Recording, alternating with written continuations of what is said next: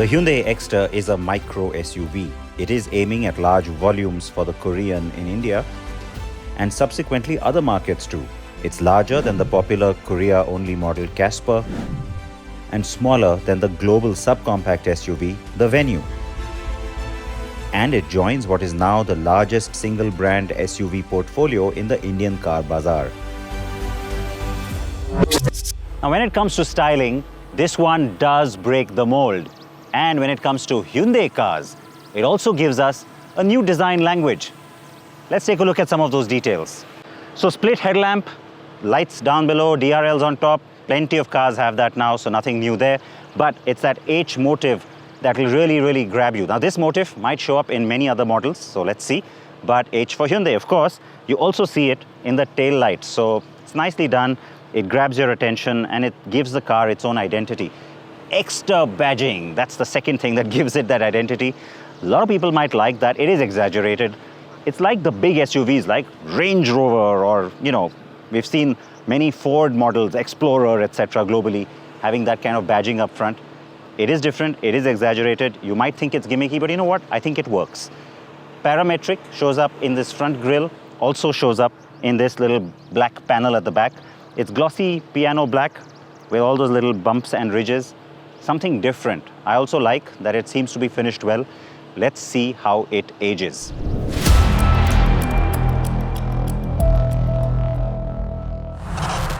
I want to talk a little bit about the wheel. Now, usually in SUVs, all shapes and sizes, different segments, there's an exaggeration here because you see a huge wheel well. Sometimes the wheel doesn't really fill it nicely. This has been done really cleverly because the proportion of the cladding to the actual wheel gap and the wheel size, really nice. It gives the car a good stance, makes it look really mature and robust as well. And you get 15-inch alloy wheels only at the top end or as optional. 14-inch steel wheels, 15-inch as well, is what's standard depending on the variant.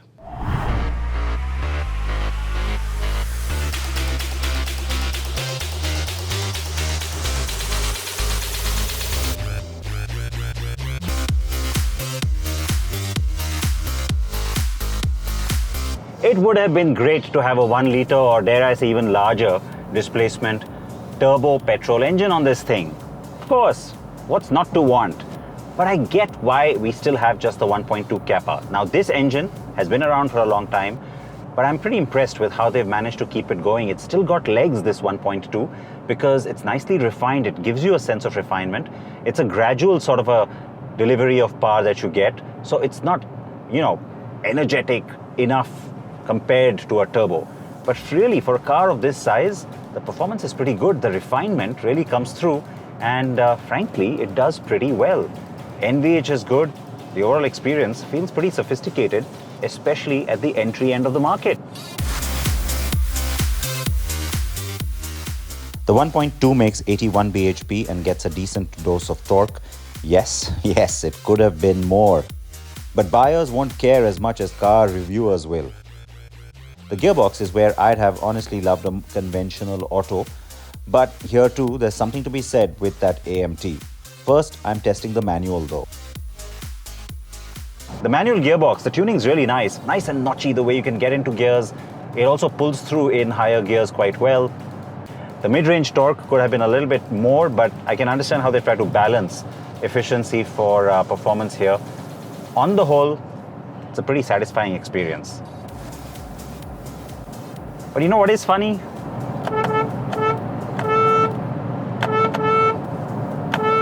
What is that horn? I mean, it sounds like one of those little clown cars that brings the clowns out in the middle of the circus for comic relief. Dun dun dun dun dun dun dun dun dun dun.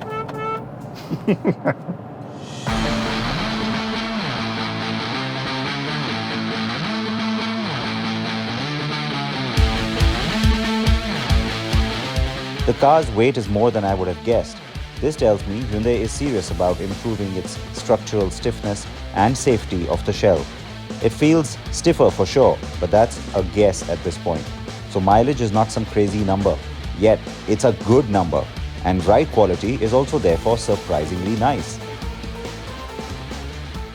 When this car first got announced, all the snarky comments came tumbling out of the social media closet. It's a grand i10 on stilts, or worse, even the next generation Santro on stilts. 185 millimeters of ground clearance is great to have, especially with bad potholes, some of the rain that we are experiencing right now. Totally helps. The car doesn't feel like it's exaggeratedly tall. It doesn't have that sense of being bumped up. And I like that. It drives really nicely. The ride quality. I always talk about that one thing I really like or I don't like. You know that. The ride quality, the suspension, the way it's been tuned, it's nicely stiff. Totally not what you expect on an entry car from Hyundai. I like it.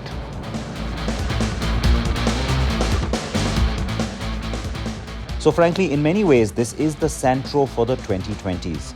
Makes sense. Everyone wants an SUV. Not everyone has budgets over 10 lakhs. Ta-da! Is this making more sense now? And it is better appointed, better to drive, and safer. In fact, Hyundai is really turning things up when it comes to safety, because many years ago with the Santro, they kind of pushed the market leader Maruti to make rear seat belts standard. Wasn't a thing.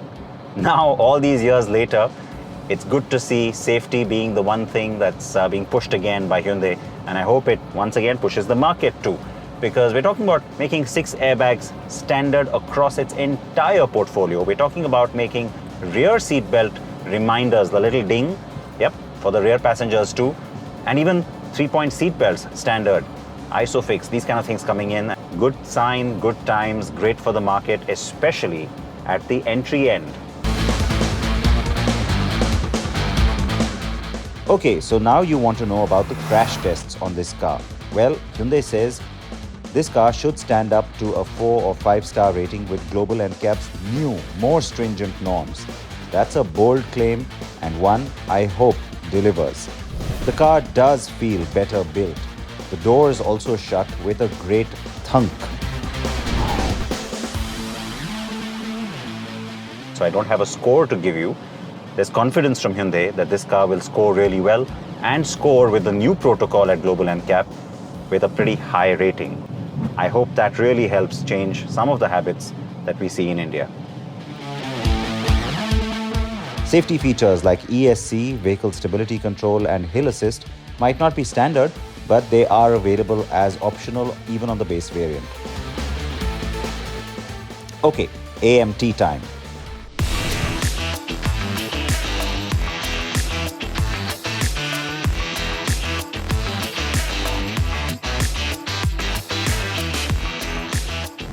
Driving any AMT, you have to get used to it. So that little bit of a pause that comes in, especially when it's upshifting.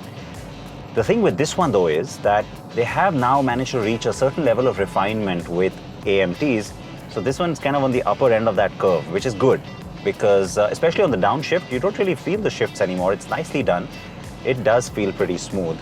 But I say this with that big in brackets for an AMT. Well, there's also a bit of a world first, at least from what I know. Doing an AMT with a paddle shift. Now, nobody's done that before. I'll tell you why that's clever. Firstly, having a paddle shift gives you that sense of, I've got something really cool and sophisticated. Second, it gives you that sense of control that, in regular AMTs, you put the car into manual mode and then you kind of got to go nudging up and down like a Tiptronic. It's not the most fun experience. Here, you don't really have to put it into manual mode. You can manipulate straight away using the paddles. But basically, you get the sense of control. And yet, if you forget to change or, if you sort of delay it a little bit, the car's actuator will still pick it up. So, sense of control, a little bit of fanciness, and pretty smartly designed system. Tick, tick, tick. Kudos, Hyundai. That was good engineering. I'm impressed to see that the gear actuator isn't trigger happy like old AMTs used to be. It kind of holds its gear. Even if you kind of slow down when you're cruising along at say 40 or 50 kilometers per hour, you dip a bit, it'll hold on to its 4th gear, even the 5th in some cases. So that's nicely done too. The Exter would have benefited from a proper auto, but seeing the target buyer and the competition, this will also work. The price difference between AMT and manual variants is a bit steep, considering AMT is meant to be a low-cost automatic. I know there's a paddle shift on some of those variants, but I smell margins here. So of course, driving the manual is a little bit more fun, but on the whole, considering our city traffic, this is probably the more practical purchase if you're thinking of the Exter. I talked about the ride quality earlier when I was driving the manual, but I want to quickly add that the handling is not too bad as well. You get a sense of width on this car, which is again good for the entry segment. And overall, while the steering could have been a little bit sharper, a little bit stiffer, there's a huge improvement compared to previous Hyundai small cars. This one handles pretty well too.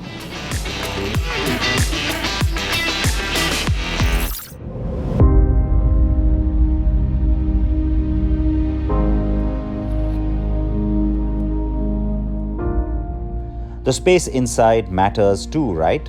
So on to Ameya then, who will tell you more about it. Well, the Exter is a car with a small footprint, but you check it out inside and it is pretty spacious. I'm pretty happy with the space I am being offered, and the black interiors actually are a standout. Then you have these nice 3D bits up front, which gives it a bit of a different look, so to say. Now you have this beautiful all black shiny plastic that is used right here, and you have the 8-inch display. Now that is not standard, but you get it from one above, and that's what makes it very interesting. You also get a digital instrument cluster, and which basically displays all the information that you need, and then you can also change the colors inside there. Now, talking about this, it's an HD system that you get in the top end variant, and you get everything from your reverse cameras to operations, especially with regards to navigations, Bluetooth connectivity. There are 60 plus features on offer there for Bluetooth connectivity, and it is very intuitive, very quick response on either front, and really well done by Hyundai, I must say. A bigger 12-inch screen would have set the benchmark in this segment, but an 8-inch from the S variant beats what the Punch has to offer when it comes to personalization and customization. The seat upholstery has color-coordinated stitching and piping with 3 options: cosmic blue inserts, light sage, and silver. And you notice these colors splashed on the AC vents as well. It's a dash of color to the otherwise black interiors, and it complements the exterior paintwork. Hyundai has managed to give you everything in the top trim, and that includes a segment-first dash cam. Very effective and creative, and very much for the selfie generation. But it missed out on wireless Apple CarPlay and Android Auto. That is of course available as wired, but that's not a deal breaker.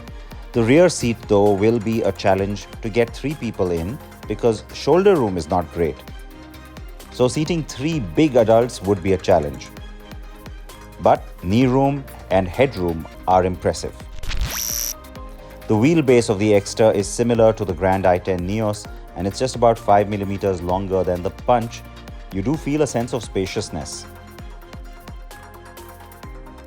The recline angle on the rear seat is a bit more than I would have liked, and there's no armrest provided.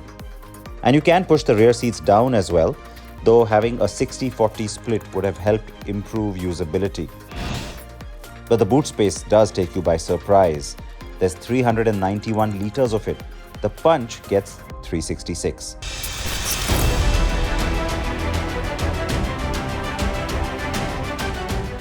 So, good on price, good on build, and great on features.